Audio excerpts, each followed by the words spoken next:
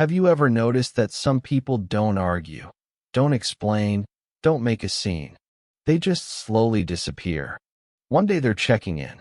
The next, they're silent. And everyone assumes the same thing. They changed. They don't care anymore. They became cold. But psychology tells a much deeper story. Most people who stop reaching out didn't wake up wanting to disappear. They didn't lose their feelings. They didn't suddenly stop caring. What really happened is quieter and far more human. And by the end, you might recognize parts of yourself you've never put into words. 1. Emotional exhaustion from always being the one who tries. At first, effort feels normal. You text first. You check in. You remember birthdays. You keep conversations alive when they start to fade. And you tell yourself, this is just how relationships work. But over time, something changes. Psychologists call this unequal emotional investment. When one person consistently gives more attention, care, and emotional energy than they receive, the mind starts to feel depleted. Not all at once.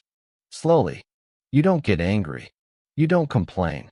You just start feeling tired. And one day, reaching out doesn't feel hopeful anymore. It feels heavy. So you stop, not because you don't care, but because caring like this costs too much. 2. The quiet pain of feeling unnoticed.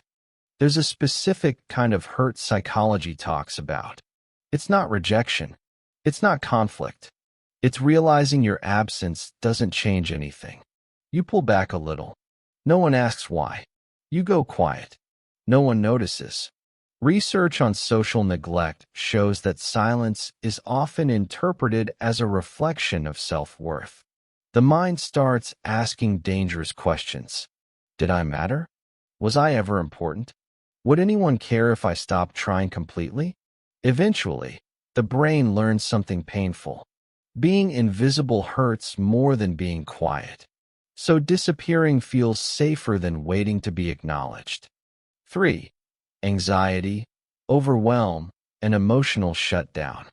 Not all distance comes from indifference. Sometimes it comes from anxiety.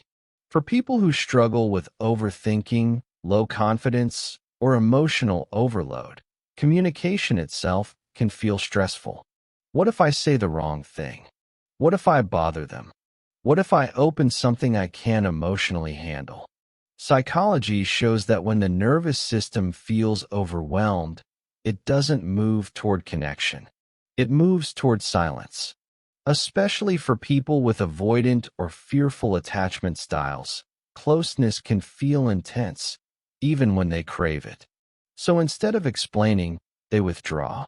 From the outside, it looks like they don't care. On the inside, they're just trying to breathe. 4. Not knowing how to explain what they feel. Some people don't leave because they want to. They leave because they don't have the language. They don't know how to say, I feel disconnected. I'm overwhelmed. I need space without losing you. Psychological studies on communication avoidance show that many people choose silence over emotional risk. Not because it's right, but because it feels safer. Silence becomes a shield, a way to avoid conflict, a way to avoid vulnerability they don't know how to manage. Their absence isn't always a lack of care. Sometimes it's a lack of emotional tools. 5. Choosing boundaries over chasing. This is the hardest reason to accept. Some people stop reaching out because they finally choose self-respect. Psychology shows that when basic emotional needs, feeling valued, seen, and reciprocated, aren't met, withdrawal becomes a form of self-preservation. At some point, explaining feels pointless. Waiting feels humiliating. Overgiving feels like self-betrayal. So instead of chasing, they step back, not in anger, not in bitterness, but in quiet clarity. They still want connection. They just won't beg for it anymore. If you've ever stopped reaching out, hear this clearly. You are not cold. You are not broken. You did not lose your ability to care. You reached a limit and listened to yourself.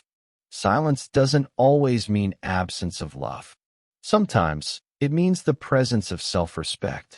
Protecting your energy isn't selfish. It's survival. And the people meant to stay in your life won't need you to disappear to notice your value. Until then, let your quiet be a place of healing.